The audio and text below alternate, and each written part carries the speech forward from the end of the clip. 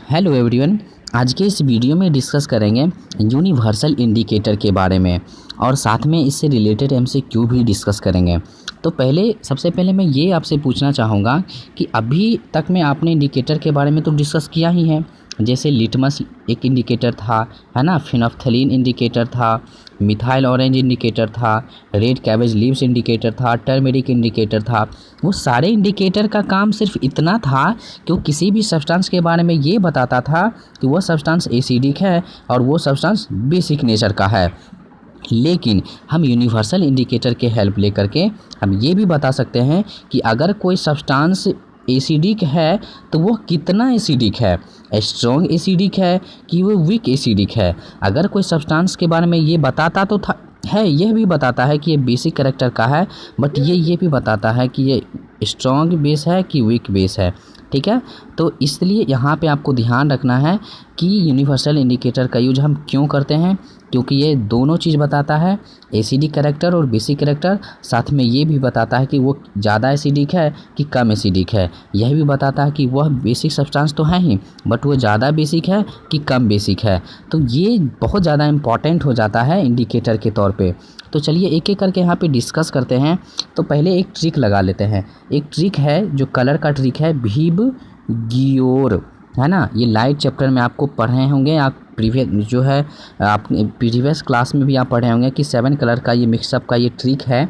तो we for होता है वायोलेट, यहाँ पे मैं बताना चाहूँगा आई फॉर इंडिगो होता है, बी फॉर ब्लू होता है, जी फॉर ग्रीन होता है, वाई फॉर येलो होता है, ओ फॉर ऑरेंज होता है, आर फॉर रेड होता है। बस आपको यहाँ पे कुछ नहीं करना है। मैं फिर से बोल रहा हूँ, ये विब्ग्योर वर्ड को आप इस इंडिकेटर पे उलट करके सोच लें।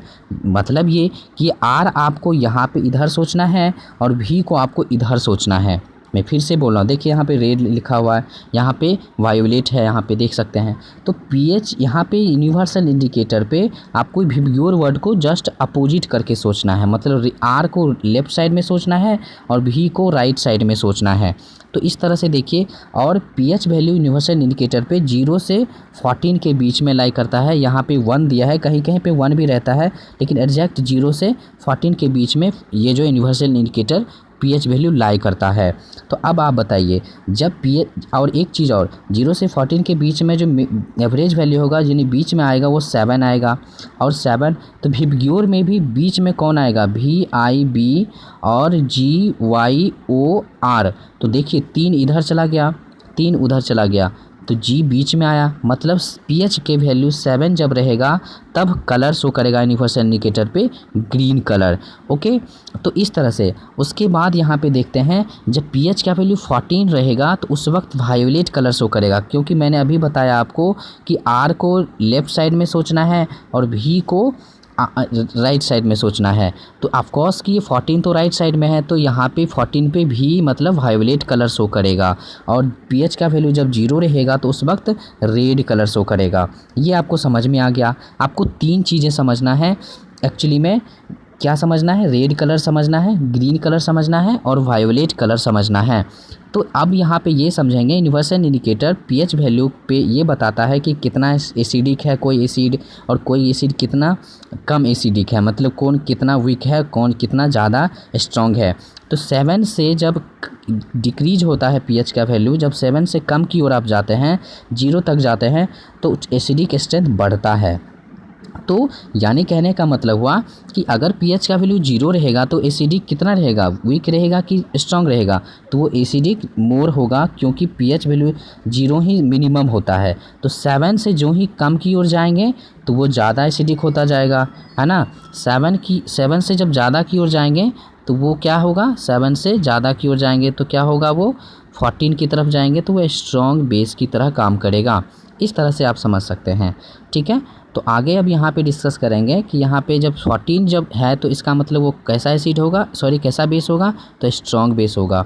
8, 9, 10 के अप्रॉक्स रहेंगे तो वो बेसिक नेचर का तो होगा, क्योंकि ये 7 से ज़्यादा है तो बेसिक नेचर का होगा, बट वो स्ट्रॉन्ग बेस होगा कि वीक बेस होगा, तो वो वीक बेस की तरह काम करेगा।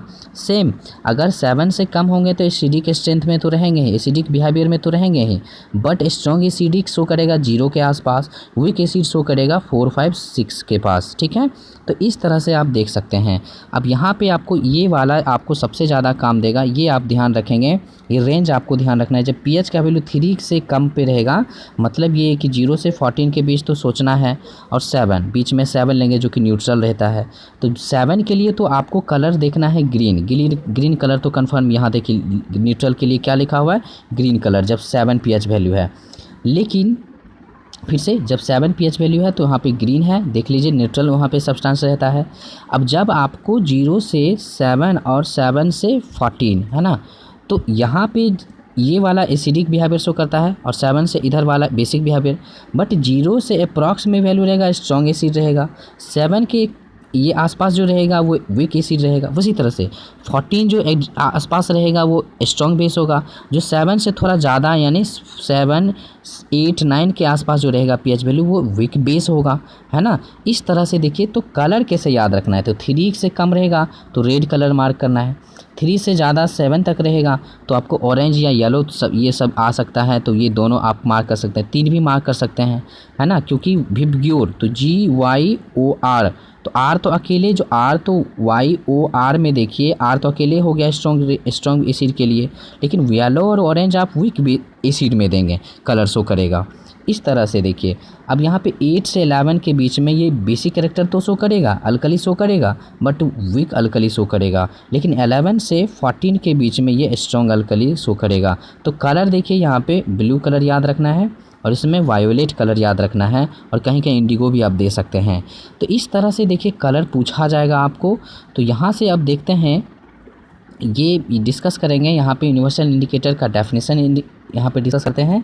It is a mixture of many indicators which shows the different colours of for different pH value, है ना। ये बहुत सारे, अभी आपने देखा कि बहुत सारे इंडिकेटर्स का ये मिक्सचर था। कैसे, वहाँ पे वाटर भी रह सकता है उस इंडिकेटर में, प्रोपेनॉल भी रह सकता है उसी इंडिकेटर में, सोडियम हाइड्रोक्साइड उसी में, फिनोल्फथलीन उसी में रहेगा, ब्रोमोथाइमॉल ब्लू एक ये भी इंडिकेटर है जो कि उसी यूनिवर्सल इंडिकेटर में प्रेजेंट रहता है।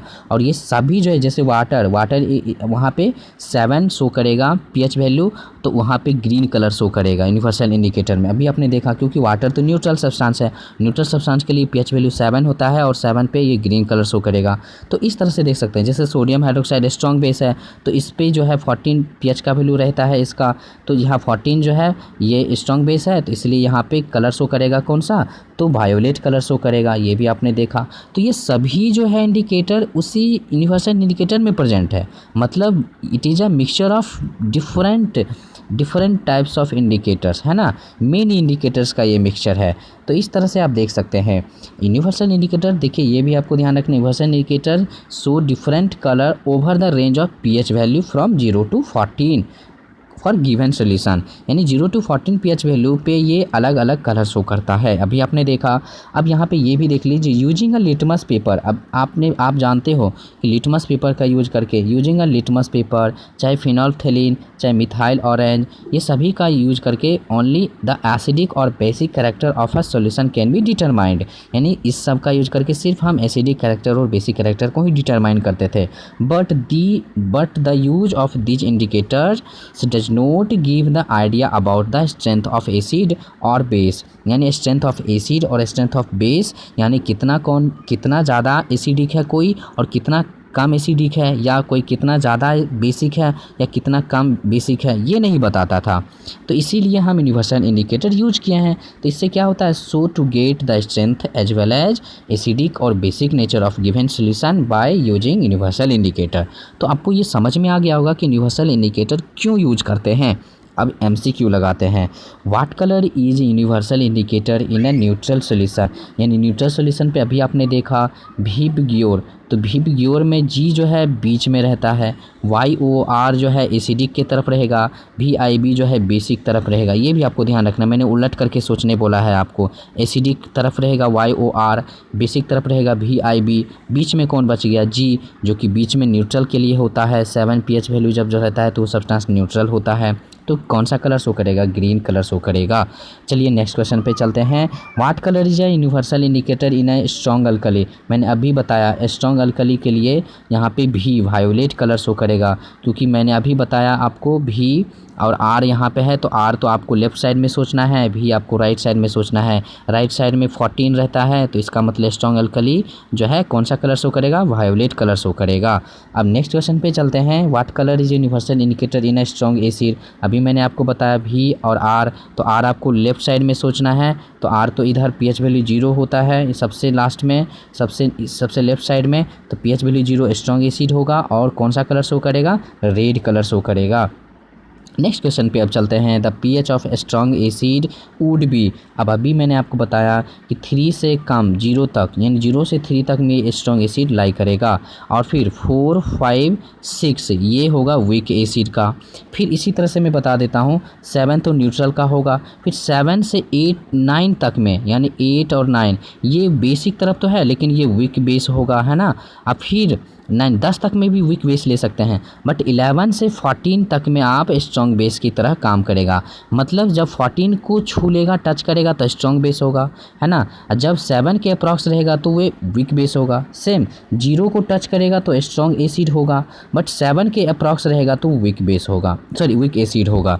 ठीक है, आगे बढ़ते हैं, the pH of strong base would be, यानी स्ट्रॉन्ग बेस के लिए pH वैल्यू 14 में टच करेगा, तो देख लीजिए ऑप्शन एक ही आपको दिख रहा है, तो 1 हो जाएगा।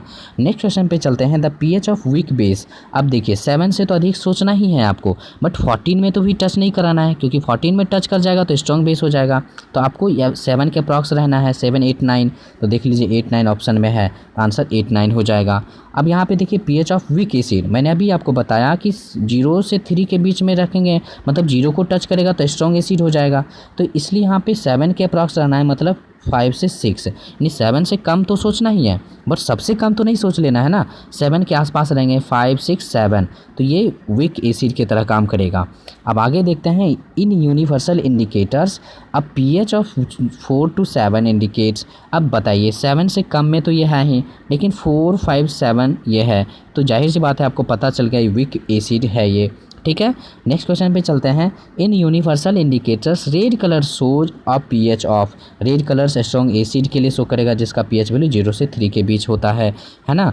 अब देखिए आगे बढ़ते हैं, in universal indicators weak acids are represent through colour. अभी मैंने आपको बताया वीक एसिड के लिए G रहता है बीच में, YOR जो कि एसिडिक में शो करेगा ये तीनों, तो जाहिर सी बात है रेड तो स्ट्रॉन्ग के लिए होगा, लेकिन येलो होगा, ऑरेंज आप दे सकते हैं, तो यहाँ पे ऑप्शन देखिए रेडिश ऑरेंज भी है, ऑरेंज भी है, येलो भी है, ऑल ऑफ दीज आंसर होगा कौन, किसमें, वीक एसिड के केस में।